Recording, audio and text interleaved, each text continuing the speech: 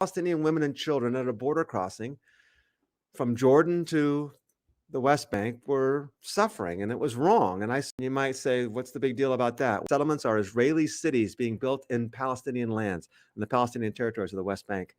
And at the time, and earlier, they were built in Gaza as well. A wall separating the people of Bethlehem from their own olive groves and vineyards.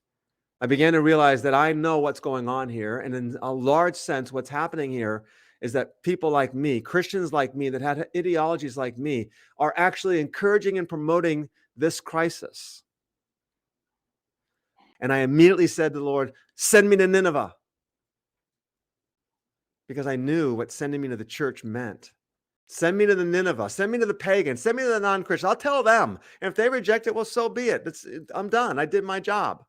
So since that moment in 2009, I began working on this issue in particular, taking my doctoral studies of biblical interpretation, my understanding of the end times that I grew up with, and eschatology, and I began writing, and I began studying, and I began blogging, and I began taking trips over there and showing up at webinars and meetings in Washington, D.C., and several more trips to the Holy Land.